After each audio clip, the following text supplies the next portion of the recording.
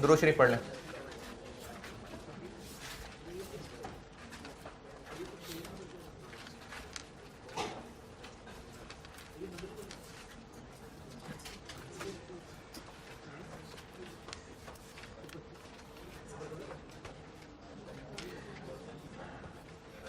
अच्छा, अभी कॉपी आने में टाइम लगेगा, आप एक सवाल कर दें और जल्दी जल्दी करिएगा, टाइम नहीं है, 5 मिनट के अंदर अंदर करें। ऑनलाइन वालों को बस ये है कि वो इन लोगों के पास कॉपीज़ नहीं थी, तो वो भी कॉपी में करवा के दे रहा हूँ। मैं इन्वेंट्री वैल्यूएशन का ही सवाल कराऊंगा अभी। उससे पहले आप लोग एक सवाल करिए, अभी अभी आप लोग कर रहे हैं। मुझे इसमें कोई मसला नहीं, बेशक ज़बानी कर देना, लेकिन आप अभी कर रहे हैं। वो जो पिछले चैप्टर के नोट्स हैं बेसिक कॉस्टिंग कॉन्सेप्ट्स के, उन पे आइए, बेसिक कॉन्सेप्ट्स वाले नोट्स पे आइए।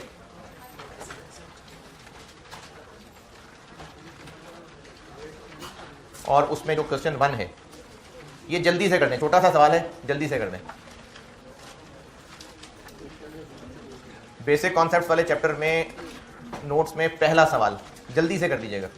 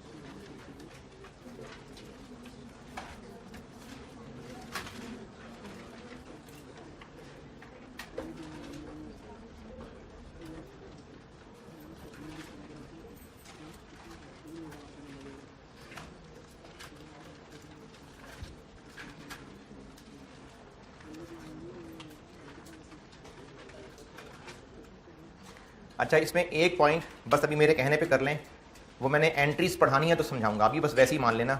बिल्कुल लास्ट पॉइंट सवाल का, क्वेश्चन का लास्ट पॉइंट 15,60,000, इसको आप सिर्फ मटेरियल कॉस्ट में से लेस कर दें बस। वजह इसकी जब मैं एंट्रीज पढ़ाऊंगा ना, कल परसों बारी आ जाएगी इंशाल्लाह, तो वजह तब बताऊंगा। ये जो डायरेक्ट मटेरियल कॉस्ट हम निकालते हैं ना, opening plus purchases minus closing, उसमें से 15,60 माइनस कर दें। क्यों? इस क्यों की वजह जब आपको 1-2 दिन तक एंट्रीज पढ़ाऊंगा तो बताऊंगा।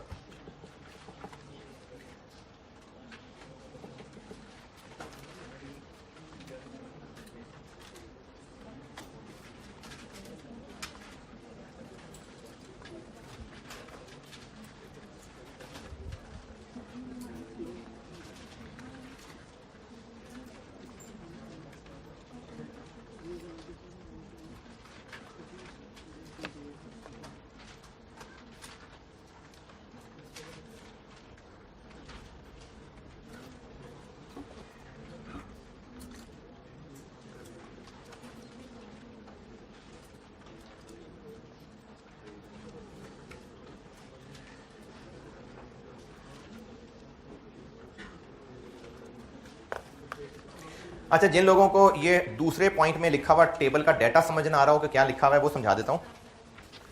ये जो दूसरा टेबल है ना, खर्चे ये हैं। अब ये जैसे सैलरीज एंड वेजेस है, आगे जो कॉलम्स है ना, ये उन जगहों के लोगों की सैलरीज वेजेस है। पॉइंट नंबर 2 में जो टेबल है ना, वो समझा रहा हूं। अब जैसे ये लिस्ट है, salaries and wages, depreciation, rent, utilities, ये हो गए खर्चे। और आगे कॉलम्स क्या हैं कि इन जगहों पे ये खर्चे हो रहे हैं। जैसे सैलरीज एंड वेजेस, फैक्ट्री के कॉलम में जो लिखा है वो क्या होगा? फैक्ट्री के लोगों की सैलरीज वेजेस। हेड ऑफिस में जो लिखा है, हेड ऑफिस के लोगों की सैलरीज वेजेस। सेल ऑफिस के लोगों की सैलरीज वेजेस। और आखिरी 2 कॉलम्स रॉ मटेरियल के वेयर हाउस के लोगों की सैलरीज। और आखिरी कॉलम फिनिश गुड्स के वेयर हाउस के लोगों की सैलरीज।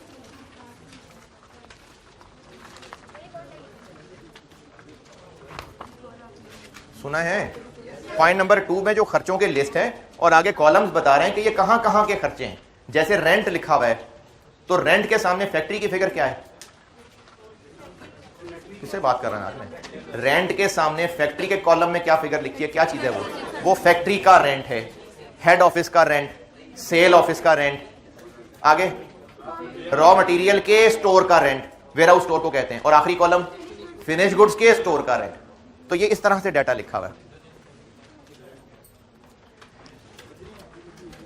चलें, पेज अभी बेशक कॉपी होके आ गया, लेकिन पहले ये सवाल पूरा कर दें।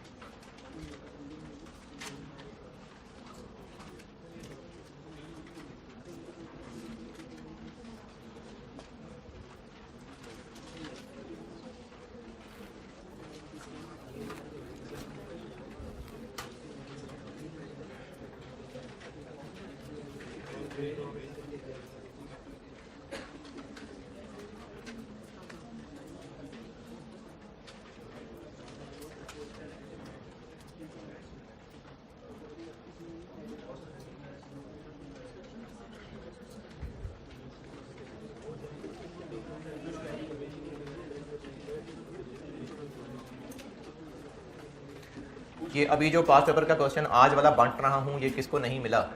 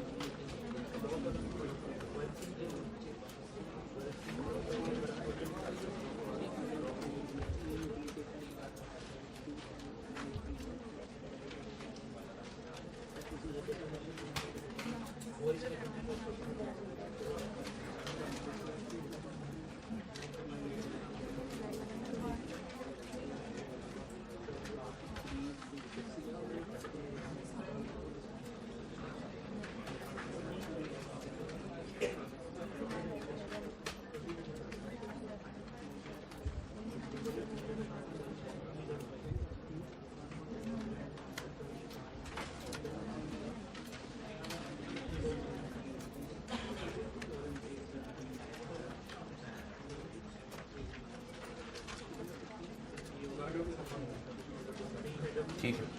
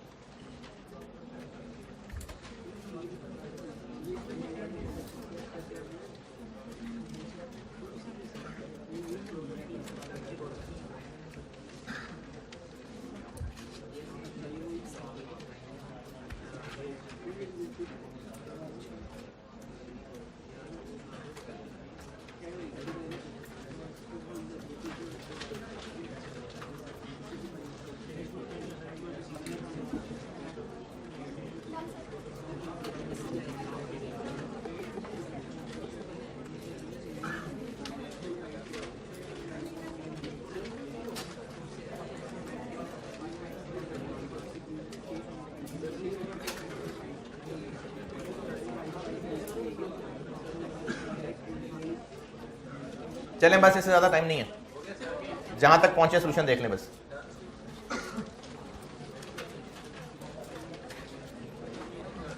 कॉस्ट ऑफ गुड्स मैन्युफैक्चर्ड पूछी है, डायरेक्ट मटेरियल कॉस्ट निकलेगी, रॉ मटेरियल का ओपनिंग स्टॉक दिया हुआ है, क्लोजिंग स्टॉक दिया हुआ है, परचेजेस दी हुई है, डिस्काउंट ऑन बल्क परचेजेस, ये ट्रेड डिस्काउंट को ही कहते हैं, क्योंकि ट्रेड डिस्काउंट होता है जो बार्गेनिंग से प्राइस में कमी हो जाती है, और डिस्काउंट ऑन बल्क परचेजेस का मतलब है कि भाई इतनी सारी चीजें खरीद रहे हैं तो प्राइस तो कम करो ना, तो ये ट्रेड डिस्काउंट ही होता है। तो ये ट्रेड डिस्काउंट के तौर पे discount on bulk purchases less हो जाएगा, और सेटलमेंट डिस्काउंट लेस नहीं होता।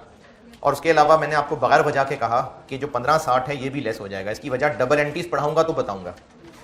ये बन जाएगी direct material cost. Direct labour, salaries and wages में जो फैक्ट्री के आगे लिखा हुआ है, इनमें बस सैलरीज एंड वेजेस हैं, इसी में ही होनी है डायरेक्ट और इनडायरेक्ट। और मैंने कहा था कि डायरेक्ट मटेरियल, डायरेक्ट लेबर, ये सारे खर्चे फिक्स्ड होते हैं, वेरिएबल होते हैं। तो उन्होंने स्टैटिक लगा के लिखा हुआ है कि 75% of factory salaries and wages very with the level of production.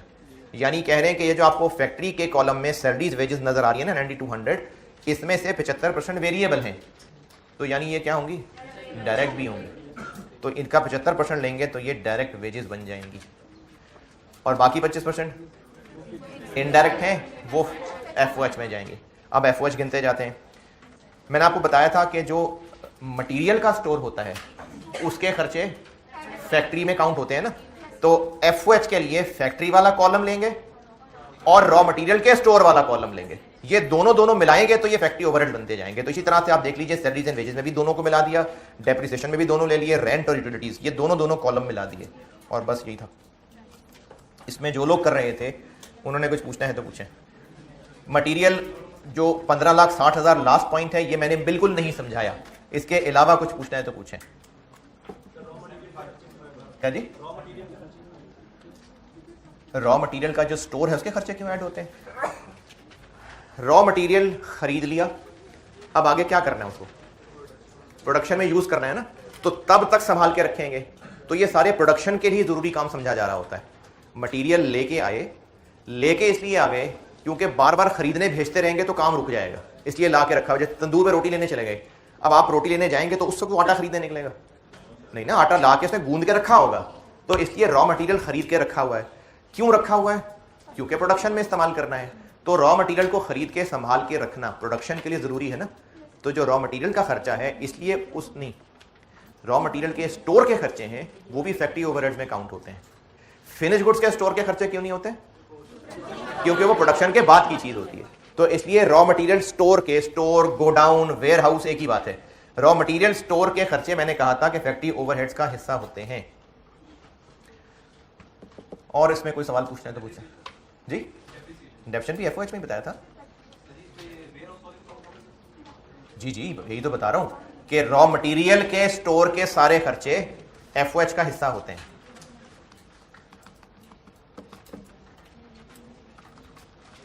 और पूछना है कुछ? चलें बस ये नोट्स बंद कर दें, और आप ऑनलाइन वाले बच्चों को आप बता देता हूं। Spring 10 attempt, question number 1, question 1 spring 10। ये सवाल खोलिए, पढ़िए, मैं बोर्ड पे करता हूं।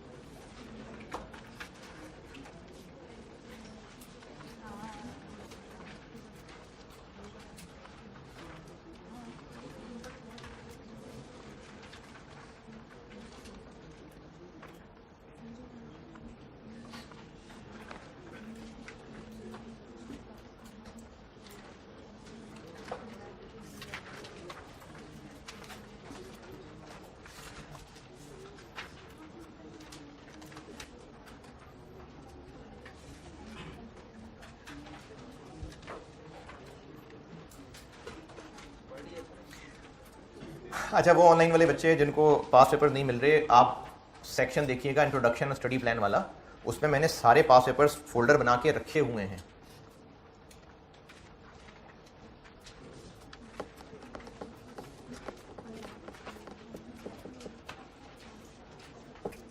हाँ जी, उम्मीद करता हूं कि आप खैरियत से होंगे और सवाल भी पढ़ लिया होगा। XYZ लिमिटेड के 4 प्रोडक्ट्स हैं और ट्रेडिंग बिजनेस है, मैन्युफैक्चरिंग बिजनेस है। 4 प्रोडक्ट्स हैं। 31 दिसंबर 2009 ईयर का ये डाटा दिया हुआ है, the related data for the year, यानी इस टेबल के अंदर जो कुछ बताया हुआ है वो पूरे ईयर को सामने रख के बताया हुआ है। चलें देखते हैं इस टेबल में क्या क्या है। उसके बाद लास्ट सेंटेंस जिसमें जनवरी के बारे में कुछ प्रोजेक्शंस हैं। जनवरी कहाँ से आ गया? वो अगला महीना ना, फ्यूचर, क्योंकि NRV में हमें फ्यूचर देखना होता है। तो कंपनी ने अंदाजा लगाया है कि जनवरी में ये वाकया होगा, full stop. Required closing stock की अमाउंट पूछी है 31 दिसंबर की बैलेंस शीट में जो आएगी। अब इस सवाल, अच्छा मैं सारे सवाल जब भी पास्ट पेपर्स के कराऊंगा ना, कोशिश पूरी किया करूंगा कि आपको पूरा सवाल डिस्कस करके उसका प्लान बना के फिर शुरू करूँ, बजाय इसके कि मैंने बोर्ड पे सवाल शुरू कर दिया। प्लान करके हमने इसको कैसे करना है सवाल को ना प्लान करने के लिए बड़ा जरूरी होता है कि आप सवाल एक बार पढ़ें जरूर। याद करने की नीयत से पढ़ेंगे तो कुछ भी याद नहीं रहेगा। एक बार पढ़ लें, सारा नजर से गुजार लें, उसके बाद रिक्वायरमेंट पे ध्यान देना है। अगर आपने रिक्वायरमेंट पे ध्यान नहीं दिया ना तो फिर सवाल प्लान नहीं होता। रिक्वायरमेंट पे फोकस करें। रिक्वायरमेंट क्या है? 31 दिसंबर 9 है, बैलेंस शीट में स्टॉक की अमाउंट यानी वैल्यू पूछी है। तो अब इस रिक्वायरमेंट पे ही सिर्फ गौर करके देखिए तो हमें क्या चाहिए? क्लोजिंग स्टॉक की कैसे निकलेगी? लोअर ऑफ, यानी हमें अब अगली तलाश इसकी हुई कि हमें इनकी कॉस्ट चाहिए और NRV चाहिए। और सवाल से देख के पता चल गया कि 4 प्रोडक्ट्स हैं, तो अब हम हर प्रोडक्ट को एक एक करके सॉल्व करते जाते हैं और हर प्रोडक्ट की कॉस्ट और NRV निकालते जाते हैं। ये है सवाल की अप्रोच। एक ही तरह के 4 प्रोडक्ट्स हैं, यानी एक तरह से मेरी मुराद है कि सबका डाटा मिलता जुलता है। तो उसके लिए एडवाइस ये है कि एक एक प्रोडक्ट को लेके चलते जाएं। और शायद पहले भी ये बात की थी मैंने।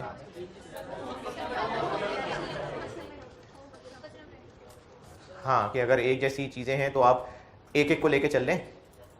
हाँ, अगर आप सबको कंबाइन चला लेंगे ना कि आप ABCD लिख लें, सबको इकट्ठे कैलकुलेट करके चल रहे हैं। नहीं, मुझे याद आ गया, मैंने FR2 में बात की थी स्केड्यूल बनाते हुए। ठीक है, अब जैसे इसमें 4 प्रोडक्ट्स हैं, इन चारों प्रोडक्ट्स की तकरीबन एक जैसी इंफॉर्मेशन टेबल में गिवन है। इस सवाल को ऐसे भी सॉल्व किया जा सकता है कि आप एक टेबल बनाएं ABCD और चारों को साइमल्टेनियसली चलाते जाएं। साइमल्टेनियस, क्योंकि काम तो एक जैसा ही कर रहे होंगे, कॉस्ट निकालें, NRV निकालें, वैल्यू निकालें। लेकिन मेरा मशवरा यह है कि इससे ना मेस मच जाता है, तो आप एक एक को लेके सॉल्व करें। यानी प्रोडक्ट A उसको पूरा सॉल्व कर लें। उससे क्या होगा कि आपने सिर्फ A का डाटा देखा होगा, तो बाकी चीजें मिक्स नहीं होंगी। फिर एक बार जब A पूरा सॉल्व कर लेंगे तो आपको एक पैटर्न समझ आ जाएगा। फिर उसी के ऊपर फिर B, फिर C, फिर D, फिर उनमें टाइम कम लगेगा। तो सवाल की रिक्वायरमेंट को पढ़ें, समझें, प्लान करें। जब ये पता होगा ना कि सवाल में आपको इस रिक्वायरमेंट तक पहुंचने के लिए क्या क्या चाहिए, फिर आप डाटा देखेंगे तो काम का लगेगा। वरना अगर सिर्फ डाटा देखेंगे तो ये लगता है कि अच्छा इसका करना क्या है। डाटा को देख के परेशानी होती है इसका करना क्या है। तो इसलिए डाटा से ज्यादा इंपॉर्टेंट पहली बात यह है कि आप रिक्वायरमेंट को देखें, उसको समझें और यह प्लान करें कि इसके लिए क्या क्या चाहिए होगा। फिर जब आपको पता होगा ना कि क्या क्या चाहिए, फिर उसकी डाटा में तलाश करेंगे तो जरा फोकस तलाश होगी। तो सवाल की अप्रोच समझ आ गई। हमने चारों प्रोडक्ट की एक एक करके कॉस्ट निकालनी है और NRV निकालनी है। ओके, करें शुरू।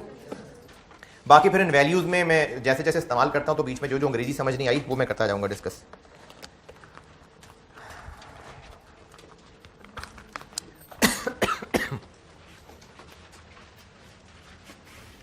पहले प्रोडक्ट A कर रहा हूं मैं।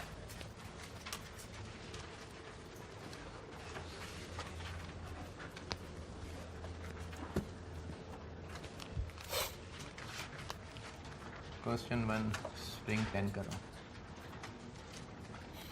प्रोडक्ट A,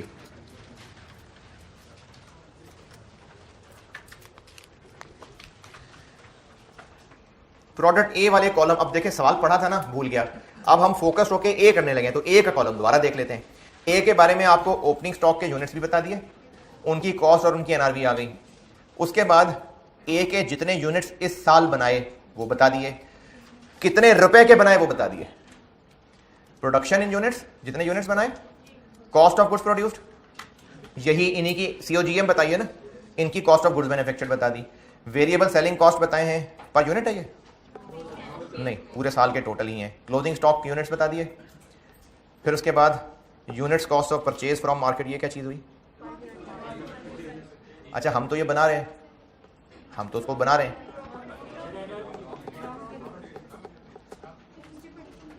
यूनिट कॉस्ट यानी per unit cost of purchase from market, कि अगर मार्केट से खरीदते तो कितने का खरीदते। हमने प्रोडक्ट ए बनाया है और उसको बनाने ही के ऊपर कॉस्ट गिवन है।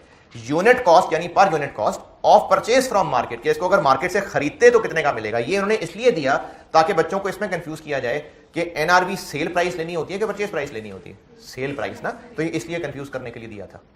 अगला पॉइंट सेलिंग प्राइस, तो हमें ये चाहिए एनआरवी के लिए। उसने दोनों देके कंफ्यूज किया है कि देखें इसमें से स्टूडेंट कौन सी यूज करता है। या इसको ऐसे भी कह सकते हैं कि जो मैंने आपको एक पॉइंट लिखवाया था कि हम कितने का बेच लेंगे और मार्केट में क्या चल रहा है, तो ये उस कॉन्टेक्स्ट में भी हो सकती है बात। हमें कौन सी वैल्यू लेनी है? जितने का हम बेच लेंगे। डैमेज यूनिट्स ये बता दिए कि जो ऊपर आपको यूनिट्स क्लोजिंग स्टॉक के बताए हैं उसमें इतने तो डैमेज हैं। ये किस लिए बताए? हम इनकी एनआरवी कॉस्ट कंपैरिजन अलग करेंगे। Unit cost to repair damage units, ये उनकी एनआरवी निकालने में काम आएगा। और स्टॉक का मेथड कौन सा लगाना है, ये उन्होंने मेथड बता दिया। तो प्रोडक्ट ए के डाटा से ये पता चला कि हमें प्रोडक्ट ए की एनआरवी पर यूनिट दी हुई है और वेटेड एवरेज मेथड कहा है उन्होंने, तो यकीनन कॉस्ट पर यूनिट खुद कैलकुलेट करनी होगी, है ना, तभी तो मेथड बताया। तो हमें इसकी कॉस्ट कैलकुलेट करनी पड़ेगी, एनआरवी करनी पड़ेगी, और टोटल तक कैसे पहुंचे उनको यूनिट्स। तो हमें यूनिट्स चाहिए, कॉस्ट पर यूनिट चाहिए और एनआरवी पर यूनिट चाहिए। ये है जो हमें जरूरत है इसमें, ठीक है, यूनिट्स, कॉस्ट पर यूनिट और एनआरवी। तो उससे हमें वैल्यू मिल जाएगी। यूनिट्स दिए हुए हैं, लेकिन यूनिट्स को हम दो हिस्सों में तोड़ लेते हैं क्योंकि उनकी हमें कंपैरिजन के लिए अलग अलग फिगर्स चाहिए। तो डैमेज्ड बता दिए कितने, 300, और टोटल बता दिए 5000। तो नॉर्मल वाले कितने होंगे, 4700। अच्छा, कॉस्ट अकाउंटिंग के सवालों में ना फॉर्मेट कोई नहीं है, बस आपको जो जो इन्फॉर्मेशन है उसको जैसे यूज करना है, बस तरीके से चीजें मैं लिखता जाऊंगा। हाँ, कुछ टॉपिक ऐसे होंगे जिनमें कोई खास किस्म की रिपोर्ट्स बनानी होंगी, कुछ खास किस्म की स्टेटमेंट्स बनानी होंगी, वो हाँ एक फॉर्मेट वाली चीज होगी। उसके अलावा कॉस्ट का सवाल बस सिर्फ प्रेजेंट करने का असूल यह है कि आपको खुद भी पता हो क्या कर रहे हैं और दूसरा किसको पता होना चाहिए, पेपर मार्क करने वाले को। बस जो समझ आ रहा है इसका मतलब अच्छी प्रेजेंटेशन है। अगर खुद भी समझ आ रही है क्या कर रहे हैं और पेपर मार्क करने वाले को समझ आ रही है तो बस ये प्रेजेंटेशन है। और ये प्रेजेंटेशन आपको कैसे आ जाएगी, प्रैक्टिस कर कर। तो इसकी प्रेजेंटेशन की टेंशन नहीं लेनी, बस प्रैक्टिस में चलते रहिए साथ साथ। अप्रोच दोबारा बताता हूं। प्रोडक्ट ए मैंने शुरू किया है और इसके यूनिट सामने क्यों अलग अलग तोड़ लिए, क्योंकि हमने इनकी और इनकी कंपैरिजन अलग करना था। अब हम कॉस्ट कैलकुलेट कर लेते हैं और एनआरवी कैलकुलेट कर लेते हैं। कॉस्ट पे आते हैं। वेटेड एवरेज मेथड है, क्या करें, वो एवरेज रेट निकालना पड़ेगा। इसी से आगे चल रहा हूं।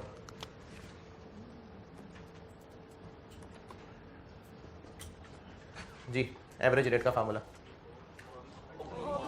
ओपनिंग की अमाउंट प्लस परचेजेस, और मैन्युफैक्चरिंग बिजनेस है तो परचेजेस नहीं, COGM डिवाइडेड बाय ओपनिंग के यूनिट्स और मैन्युफैक्चरिंग यूनिट्स। तो देख लें, चीजें अवेलेबल है सारी।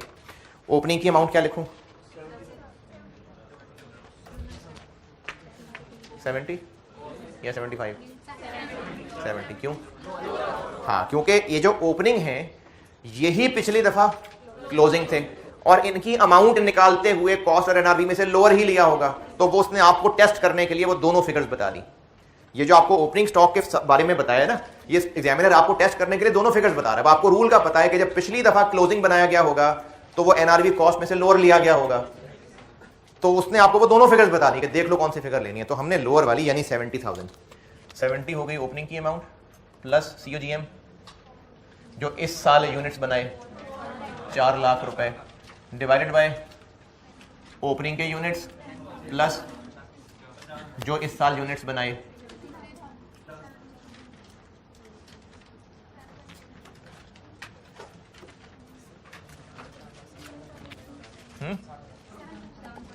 7.83।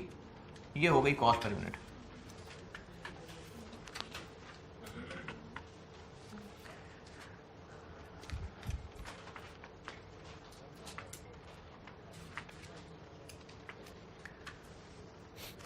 ये सवाल एक बार पूरा बोर्ड पे हो जाए ना, तो जिन्होंने वाकई अगर होमवर्क किया था और उसमें कुछ पूछना भी होगा तो वो हो सकता है इसकी डिस्कशन में ही मसले हल हो जाए, इसलिए पहले मैं ये सवाल करा रहा हूँ। Cost per unit. अब आ जाते हैं एनआरवी पे।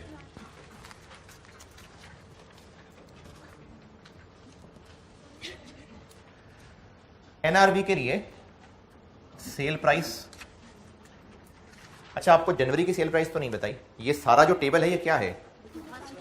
ये तो पास्ट है ना, ये तो गुजरे हुए साल का है, तो हमें तो चाहिए जनवरी की sale price. Sale price, sale price, sale price नहीं बताई तो यही होगी जो इस साल थी। जो लोग 10% इंक्रीज देख रहे हैं वो अंग्रेजी नहीं पूरी पढ़ रहे, वो सेलिंग एक्सपेंसेस की बात हो रही है। तो हमें एनआरवी के लिए देखें, जो टेबल है ना ये गुजरे हुए साल दिसंबर तक का है, तो इस टेबल के अंदर जो भी है वो पास्ट है। हमें चाहिए होती है एक्सपेक्टेड सेलिंग प्राइस, नहीं बताई तो फिर यही होगी कितनी? 10। बस ये एनआरवी हो गई। फिर इसमें से हमें कॉस्ट टू सेल माइनस करनी पड़ेगी। कॉस्ट टू सेल का मतलब मैंने उस दिन भी कहा था कि वो खर्चे जो बेचेंगे तो खर्चे होंगे और अगर नहीं बेचेंगे तो नहीं होंगे। अब ये जो बेचेंगे तो होंगे और नहीं बेचेंगे तो नहीं होंगे, ये चीज उसने एक और एंगल से टेस्ट की आपसे।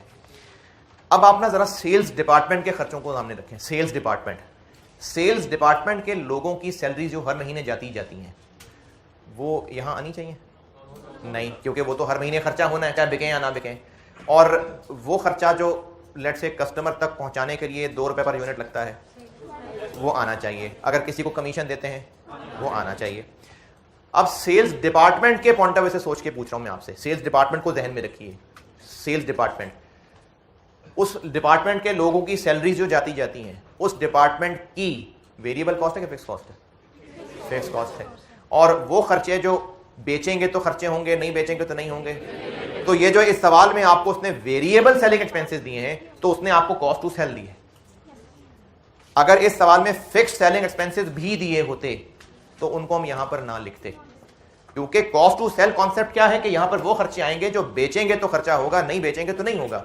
और अगर इसी खर्चे को फिक्स्ड और वेरिएबल की नजर से देखें तो ये वेरिएबल वाले होंगे, क्योंकि तभी तो ज्यादा यूनिट्स बेचेंगे तो ज्यादा खर्चे होंगे, नहीं बेचेंगे तो नहीं होंगे। तो इन्होंने ये वेरिएबल कॉस्ट, सेलिंग कॉस्ट का जो वर्ड इस्तेमाल किया है वो आपको ये बताने के लिए किया है कि ये है कॉस्ट टू सेल। और उसको मजीद मुश्किल बना सकते थे कि आपको फिक्स सेलिंग खर्चे भी दे देते, तो उनका क्या करते? उनको इग्नोर करते। तो मैं इसमें से 60,000 रुपए लेस कर दूं? 10% पर यूनिट लिखेंगे ना भाई, ये सेल प्राइस पर यूनिट है तो cost to sell per unit लिखेंगे ना। तो 60,000 पर यूनिट तो नहीं है। 60,000 टोटल सेलिंग खर्चा है, पर यूनिट कैसे निकालें? हैं? अच्छा, टोटल सेलिंग खर्चे हैं, उनको मुझे पर यूनिट करने के लिए यूनिट से डिवाइड करना पड़ेगा ना। यूनिट्स प्रोड्यूस्ड से कि यूनिट सोल्ड से? यूनिट सोल्ड से, क्योंकि देखिए टोटल सेलिंग एक्सपेंस बना कैसे होगा? Selling cost per unit into units sold. ये जो 60,000 रुपए दिए हुए हैं ये वेरिएबल सेलिंग एक्सपेंसेस हैं टोटल या पर यूनिट? टोटल। 60,000 टोटल पूरे साल का। ये कैसे बना होगा? अगर ये पता हो कि एक यूनिट को बेचने में कितनी सेलिंग कॉस्ट आती है, उसको किससे मल्टीप्लाई किया होगा? यूनिट सोल्ड से ना। तो अब आपको यूनिट सोल्ड पता है सवाल में? नहीं। क्या करें? आपको ओपनिंग के यूनिट्स भी पता है, क्लोजिंग के यूनिट्स भी पता है, मैन्युफैक्चर भी पता है, तो सेल निकल आएंगे। ये होता है कॉस्ट के सवाल। ये सवाल ना मैंने शुरू ही पास्ट पेपर के सवालों को यहां से किया है। कॉस्ट के सवालों में आपको यही होगा कि शुरू में एक प्लान तो बन जाएगा, अब हर स्टेप में पहेलियां होंगी। ये चीज भी नहीं है, अच्छा ये नहीं है, क्या करें? सवाल का डाटा ढूंढेंगे, वो मिसिंग चीज निकालेंगे, फिर आगे बढ़ेंगे, लो एक और चीज नहीं है, फिर सवाल के डाटा पे जाएंगे। इस तरह से पहेलियां दर पहेलियां दर पहेलियां, ये होते हैं कॉस्ट के सवाल। हम स्टेप बाय स्टेप अगर फ्लो में चलते रहेंगे तो सवाल पे कंट्रोल रहेगा। तो अब हम कर क्या रहे थे? सेलिंग एक्सपेंस या cost to sell per unit ले रहे थे। उसके लिए कोशिश की तो नजर आया कि वो तो टोटल है। टोटल के लिए पर यूनिट तक जाने के लिए क्या करें? स्टेप बाय स्टेप चल रहे हैं ना। पर यूनिट के लिए क्या करूं? नंबर यूनिट सोल्ड से डिवाइड कर दूं। अगली तलाश यूनिट सोल्ड की नहीं है, फिर ढूंढा, हिंट है, ओपनिंग भी है, क्लोजिंग भी है, मैन्युफैक्चर्ड भी है। इस तरह से कड़ी मिलेगी। तो जो सवाल को फ्लो में चलाता रहेगा होश के साथ, उसको ये फ्लॉज, ये जो कड़ियां होंगी मिलती रहेंगी। और जो शुरू में डाटा को देख के सोचेगा मुझे तो कुछ समझ नहीं आ रही क्या करना है, उनके लिए कॉस्ट बहुत मुश्किल सब्जेक्ट। तो मैंने आपको प्रैक्टिस करानी ही इसलिए ताकि हम ये लिंक निकालना सीखें। ये selling cost, cost to sell per unit लिखनी है, ये बात समझ आइए, या 60,000 लिख दूं? पर यूनिट लिखनी है। पर यूनिट के लिए क्या करना पड़ेगा? 60,000 को यूनिट सोल्ड से डिवाइड करना पड़ेगा।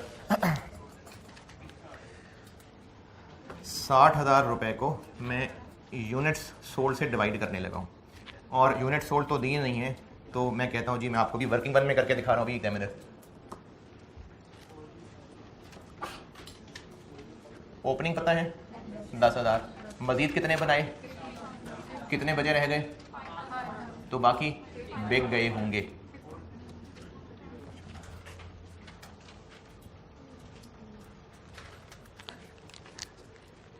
अच्छा, मुझे 4 की कहीं से बात आ रही थी। 4 लाख रुपए नहीं लिख देने इधर, या क्या लिख रहे हैं हम? यूनिट्स। तो रुपए तो नहीं ना आएंगे इसमें, यूनिट्स लिख रहे हैं हम। अब जो आंसर आएगा वो क्या चीज होगी? Cost to sell per unit. अब इसमें और बात देखें, कब की? पास्ट की। पास्ट की। हमें तो एनआरवी फ्यूचर चाहिए होता है। टेबल के नीचे वाला सेंटेंस, जो इसका आंसर निकलेगा वो तो पिछले साल था, अगले साल इससे 10% महंगा हो गया होगा, तो अगले साल की फिगर तक कैसे पहुंचूं? 66,000 को कर दें, यानी इसको आप 66,000 कर दें, डिवाइडेड बाय 55,000 कर दें, इंटू 1.1। समझ आई बात? अच्छा, आप लोग पूछेंगे तो बेटे मुझे पता चलेगा नहीं समझ आई। अगर महरूमी का शिकार रह जाएंगे तो फिर तो बस महरूम ही रहेंगे। 1.1 रिपीट कर देता हूं। ये जो ब्लैक में किया हुआ है, इतना समझ आ गया? ये मैंने किया है cost to sell per unit. कैसे किया? टोटल सेलिंग एक्सपेंसेस को यूनिट सोल्ड से डिवाइड कर दिया तो cost to sell per unit निकल आई। लेकिन ये 60,000 रुपए कब की फिगर है? पिछले साल की। जबकि एनआरबी में हमें कॉस्ट टू सेल क्या लेनी होती है? पिछले साल की कि फ्यूचर की? तो ये तो पिछले साल की काली फिगर निकली है, जबकि टेबल के नीचे लिखा हुआ है कि अगले महीने यानी अगले साल ये खर्चा बढ़ जाएगा, तो हमें तो अगले साल वाला फिगर लेना है। तो इस आंसर को 10% बढ़ा लिया। क्या बना? 1.2। जी बिल्कुल चाहिए, लेकिन एनआरवी कॉन्सेप्ट ही ये है कि जो स्टॉक पड़ा हुआ है ये जब बिकेगा तो नेट क्या मिलेगा? पिछली क्लास में थे। एनआरवी फ्यूचर का कॉन्सेप्ट है ना, ये कर हम उसी पड़े हुए के लिए रहे हैं, लेकिन कॉस्ट पास्ट है, एनआरवी फ्यूचर। हाँ जी बिल्कुल। तो हम ये कहते हैं कि जब ये सेल होगा तो नेट क्या मिलेगा, तो इसलिए ये फ्यूचर होता है। अच्छा, चूंकि ये दोनों तरह के यूनिट्स हैं, इसलिए इसी वर्किंग में देखिए मैं काम करने लगा हूं। ये क्या बना? 8.8। इसको मैं इनके लिए इस्तेमाल करूंगा, ये इसकी एनआरबी हो गई, और उनकी एनआरबी तक पहुंचने के लिए मजीद माइनस करना पड़ेगा लेस कॉस्ट टू रिपेयर। मैंने आपको ये मुकम्मल शक्ल बना के फिर ये एनआरबी का फार्मूला बताया था। Selling price, cost to sell, cost to repair. जो तो सही वाले यूनिट्स हैं उन पे तो बस इतना ही होना है ना, या उन पे भी रिपेयर होनी है? जो खराब वाले हैं उन्होंने रिपेयर भी होना है, फिर बिकना भी है, तो इनकी एनआरबी के लिए यहां से रिपेयर भी माइनस करनी पड़ेगी। 3 5.8। तो प्रोडक्ट ए का आंसर बन गया। अच्छा, पिछली क्लास में सबसे आखिरी पॉइंट आपको ये बताया था कि अगर एवरेज मेथड है तो बेशक एनआरवी पर यूनिट को कॉस्ट पर यूनिट से कंपेयर कर लें, लेकिन अगर FIFO है तो टोटल कॉस्ट टोटल एनआरवी। क्यों? क्योंकि FIFO में हो सकता है डिफरेंट रेट आ रहे हों, तो उनमें से हर एक को नहीं एनआरवी से कंपेयर करना। यहां पर तो कॉस्ट की भी एक ही फिगर है, एनआरवी की भी एक ही फिगर है, तो चाहे आप पर यूनिट को कंपेयर कर लें चाहे टोटल को कंपेयर कर लें। तो मैं पर यूनिट को कर लेता हूं। कॉस्ट ये है, एनआरवी ये है, कॉस्ट लोअर है। डैमेज के लिए कॉस्ट ये है, एनआरवी ये है, एनआरवी। तो प्रोडक्ट ए हो गया सॉल्व, और इस सारी मेहनत के बाद अब हम कहेंगे अमाउंट या वैल्यू भी कह सकते हैं of product A stock. Normal 4700 into 7.83 और डैमेज्ड 300 इंटू 5.8। लें जी, ये प्रोडक्ट ए हो गया। क्या जी? 7.83 पूछा है, बताया है। लोअर लेना ना, कॉस्ट लोअर है इसमें, कॉस्ट और एनआरबी में से एनआरबी लोअर है। डैमेज की कॉस्ट, डैमेज की एनआरबी, एनआरबी लोअर है। नॉर्मल यूनिट की कॉस्ट, नॉर्मल यूनिट की एनआरबी, कॉस्ट लोअर है। 36801 17 38। ये ऊपर क्या है? ये ठीक है, ये भी ठीक है। 38541, ये प्रोडक्ट ए। एक बार इसको अच्छी तरह से देख लें, कोई चीज़ नहीं समझ आए तो पूछ लें, क्योंकि बिल्कुल इसी तरह से हमें हिंट मिल गया कि अब आगे भी ऐसे ही चलेंगे।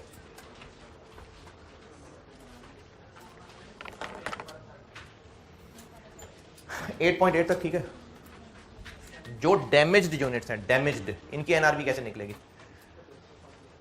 Cell price minus cost to sell भी और माइनस कॉस्ट टू रिपेयर भी।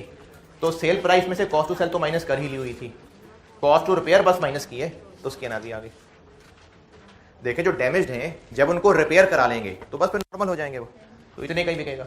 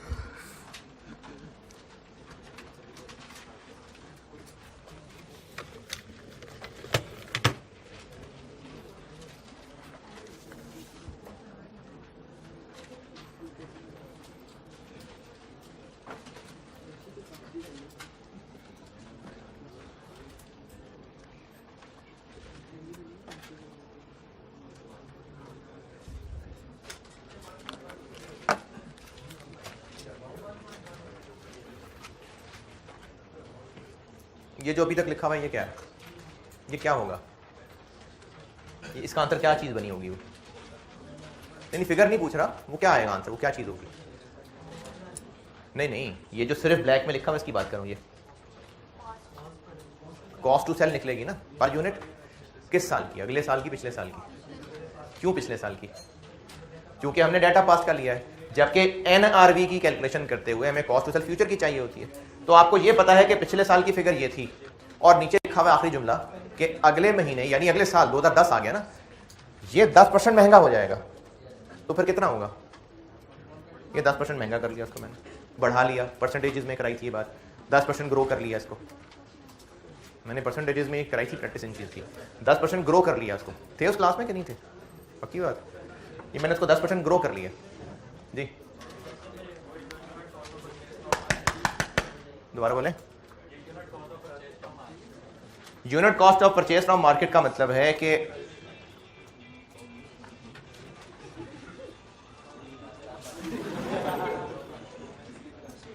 मैंने बैकग्राउंड म्यूजिक के बगैर भी बता लेना था वैसे। Unit cost of purchase from market का मतलब है कि अगर हम इस प्रोडक्ट को मार्केट से खुद खरीदते तो कितने का मिलता। हम तो बनाते हैं ना, तो अगर खरीदते तो कितने का मिलता, वो ये दिया हुआ है। तो उसका क्या काम था? कोई काम नहीं था। प्रोडक्ट ए, अच्छा मैंने तो बीच में बस मिटा मिटा के फिगर ही बदलनी है, तो आपने लिखने की स्पीड तेज रखनी है अभी है।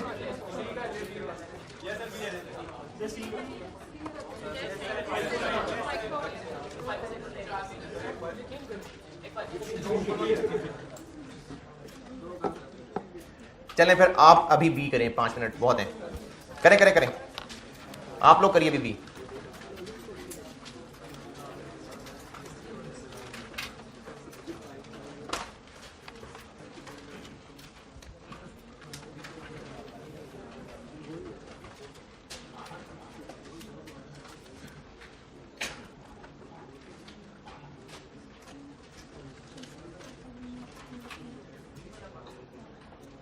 प्रोडक्ट बी कह रहा हूं करें।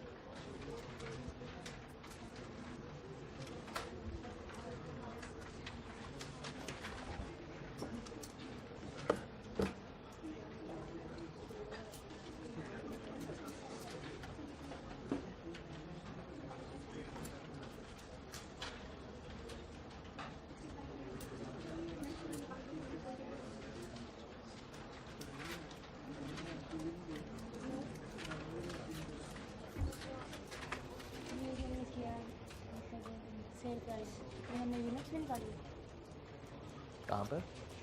सेल एमआरपी के नीचे sale price units sale price तो नहीं, ये रुपीस पर यूनिट है। सेल पर यूनिट ही लिखते हैं। तो ये मैंने वही लिखी है ना 10 रुपये, ये मैंने वही 10 रुपये लिखी है। ये क्या कैलकुलेट किया, क्या कर रहे हैं हम? एनआरवी वो सेलिंग एक्सपेंसेस की बात की है, सेल प्राइस नहीं कहा उसने महंगी हो जाएगी। सेल प्राइस नहीं महंगी करने को कहा। कौन सा? कहाँ पर? ये है ना, क्लोजिंग स्टॉक के 5000 यूनिट्स हैं, इतने ख़राब हैं तो बाकी ठीक वाले होंगे। 5 में से 300 को माइनस किया। ये नॉर्मल यूनिट्स हैं, ये ख़राब वाले यूनिट्स हैं, ये यूनिट्स हैं, ये कॉस्ट पर यूनिट है, और ये एनआरवी पर यूनिट निकाली है। एनआरवी और कॉस्ट दोनों में से जो लेस है उसको फिर यूनिट से मल्टीप्लाई करके टोटल अमाउंट बनाई है मैंने।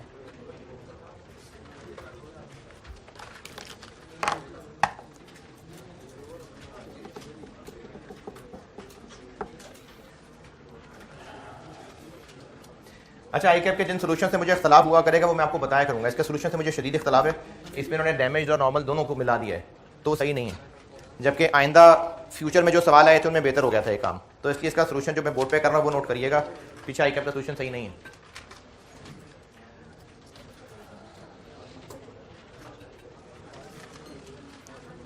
प्रोडक्ट बी,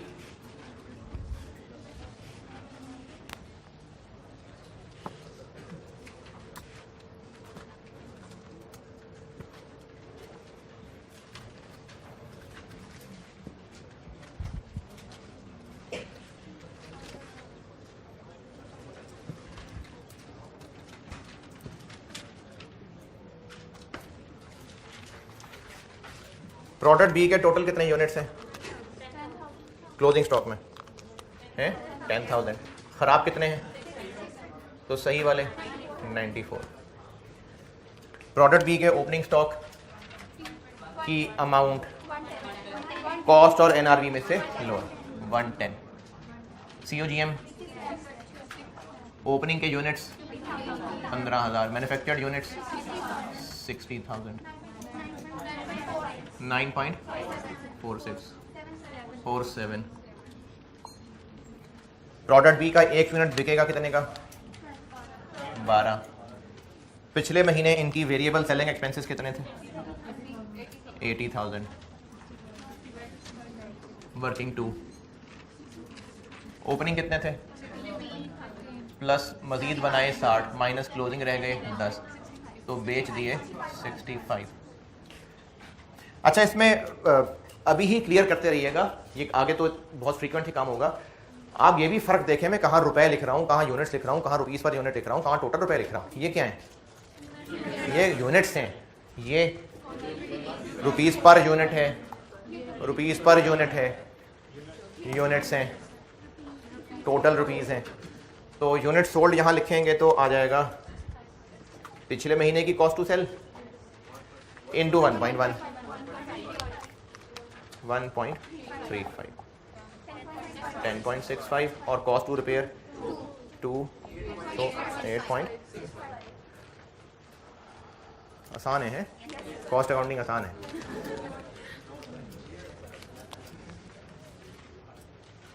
तो जो नॉर्मल वाले यूनिट्स हैं उनकी कॉस्ट लोअर है, डैमेज वालों की एनआरवी लोअर है।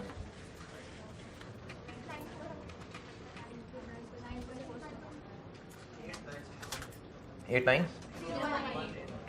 और जो डैमेज वाले हैं उनकी एनआरवी कम है 5190 2। आईकैप के सोल्यूशन में गलती है, उन्होंने नॉर्मल डैमेज सबकी मिला के total cost total NRV compare किया, वो गलत है।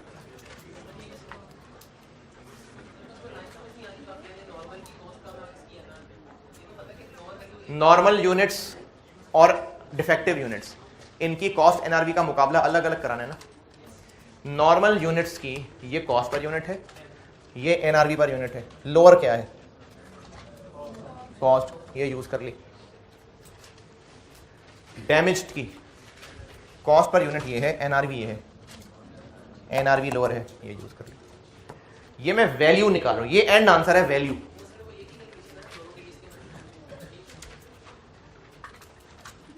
ये है प्रोडक्ट बी।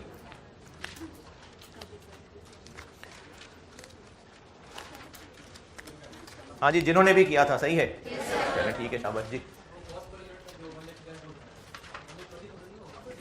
20 क्यों 120? पिछले साल का जब क्लोजिंग स्टॉक बनाया था तो एनआरवी कॉस्ट में से लोअर लिया होगा ना।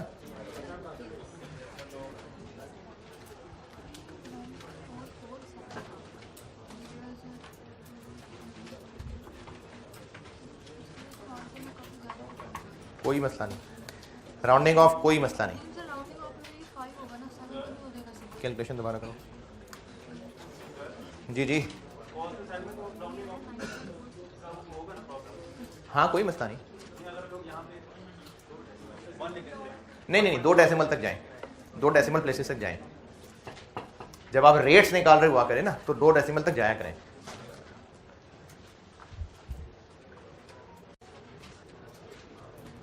Product B noted. प्रोडक्ट सी,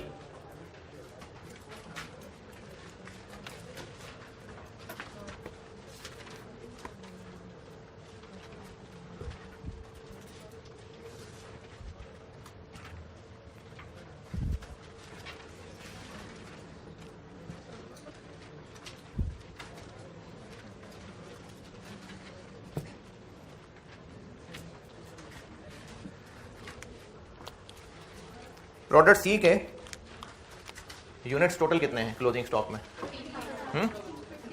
15,000। खराब कितने हैं? तो सही वाले 14,800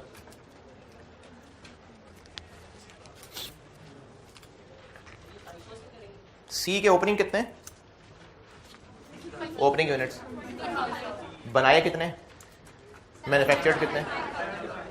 ये ओपनिंग थे, ये बनाए थे, तो ये 15 किस में से होंगे? इनमें से। FIFO है ना, FIFO, तो इनमें से होंगे, यानी जो इन्हीं की पर यूनिट कॉस्ट है बस वही आएगी। पहले वेटेड एवरेज था तो हम ओपनिंग को भी साथ मिला रहे थे। अब ये 15,000 FIFO है तो ये नए वालों में से ही होंगे, तो हम सिर्फ और सिर्फ नए वालों की ही पर यूनिट कॉस्ट ले लेते हैं। जैसे नए वाले टोटल मैन्युफैक्चर कितने के हुए? 825, और ये कितने हैं? 75, तो एक कितने का है? वेटेड एवरेज होता तो ओपनिंग की अमाउंट और ओपनिंग के यूनिट्स भी ले लेता। FIFO है तो बस ये नए वालों में से ही है, इसलिए सिर्फ इन्हीं की पर यूनिट कॉस्ट निकाल ली, बस ये फर्क पड़ा है इसमें। बस सेल प्राइस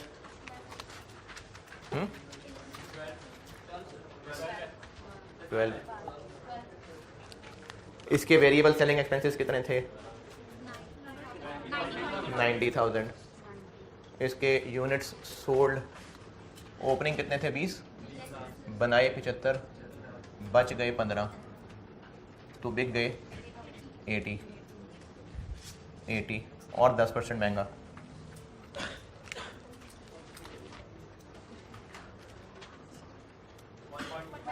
$1.24।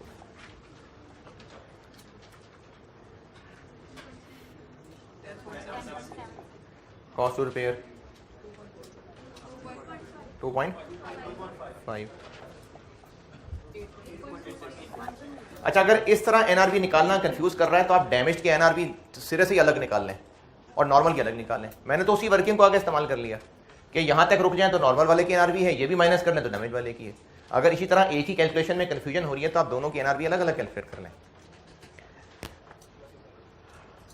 नॉर्मल के यूनिट्स इतने हैं, कॉस्ट और एनआरवी लोअर है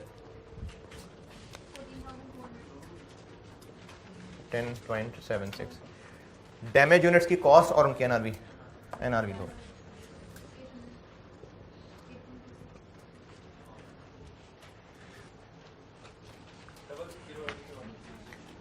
डबल 608 15279 फिर 2 ज़्यादा नहीं हो जाएगा? अच्छा ठीक 1594। ये प्रोडक्ट सी है।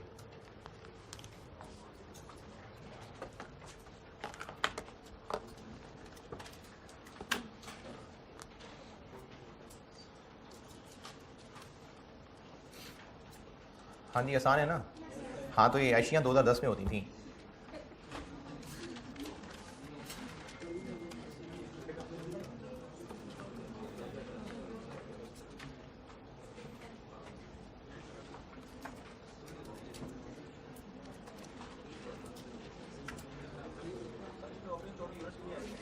क्योंकि FIFO मेथड था तो क्लोजिंग स्टॉक के 15,000 यूनिट्स सिर्फ इन्हीं में से होंगे ना। FIFO है, पुराने वाले बिक गए होंगे, ये इसी में से होंगे। सवाल में कहा हुआ है सी और डी FIFO मेथड से करना है, तो इसलिए FIFO मेथड में ओपनिंग को भी साथ शामिल करते हैं क्या? नहीं। देखें इस साल में इतने पुराने थे, इतने और बने हैं, तो ये 15,000 जो बचे हुए हैं वो किस में से होंगे? नए वाले में से ना। तो सिर्फ नए वाले की पर यूनिट कॉस्ट निकाली।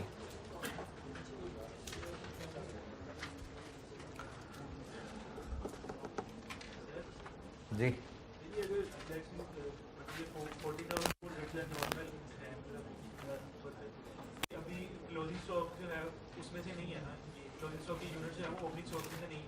जी FIFO मेथड, हाँ उन्हीं में से। हाँ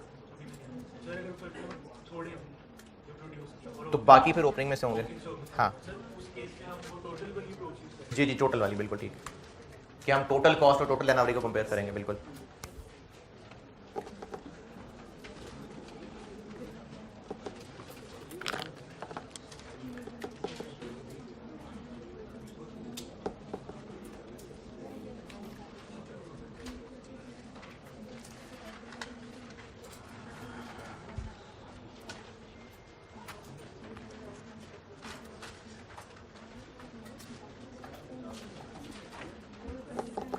और बिल्कुल ऐसे ही डी में,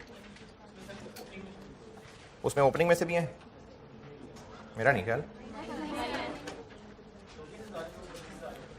नहीं 1,00,000 यूनिट्स बने हैं तो उन्हीं में से 24 बचे होंगे ना।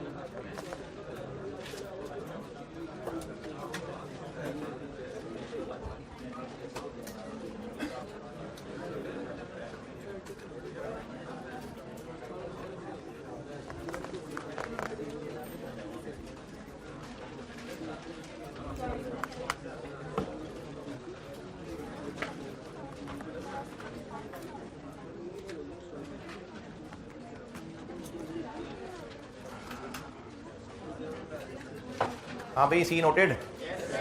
तो डी भी ऐसे ही हो जाएगा, उसकी भी फिगर्स देख लें जल्दी से ताकि आप मैच कर सकें, क्योंकि पीछे सोल्यूशन तो ठीक नहीं है।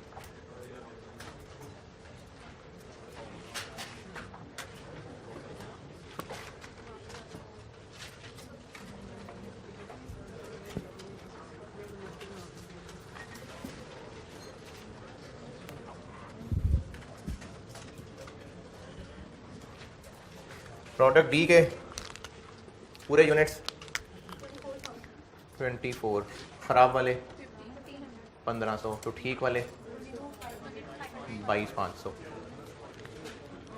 अब ये 24,000 नए वालों में से होंगे या ओपनिंग में से भी होंगे? नए वाले में से, क्योंकि ओपनिंग थे 25 और प्रोडक्शन हुई थी 1 लाख, तो ये यकीनन इसी में से बचे होंगे। तो हमें सिर्फ इसी की पर यूनिट कॉस्ट यूज़ करनी है। Total cost of goods manufactured 12 lakh, units बनाए 1 लाख, ये बन गया 12। Sale price 12.5। Selling expenses total पिछले साल 100। ओपनिंग यूनिट्स 25, बनाए 1 लाख, बच गए 24, तो बिक गए 101 और 1.1 1.09, 11.41, cost to repair 3.5, 7.91। Normal units की एनआरवी कम है और डैमेज की तो एनआरवी ही कम है। 22,500 इंटू 11.41 और 1500 इंटू 7.91 और मल्टीप्लाई तो आप कर ही लेंगे। चलें, अब आपने ना क्वेश्चन 8 जिनको मसला था अब वो दोबारा अटेम्प्ट करिएगा, क्योंकि आपको एक आइडिया मिल गया कि कैसे करना है। क्वेश्चन 8 भी ऐसे ही है। क्वेश्चन 8 करके आइएगा, और अच्छा तो ये है कि ये भी आप दोबारा करें, क्योंकि तो मैंने किया है। क्वेश्चन 8 जो पहले दिया था ना वही दोबारा कह रहा हूँ, उसमें अगर मज़ीद मसला बाकी है तो एक बार और कर लें। ठीक है जी, अल्लाह हाफ़िज़।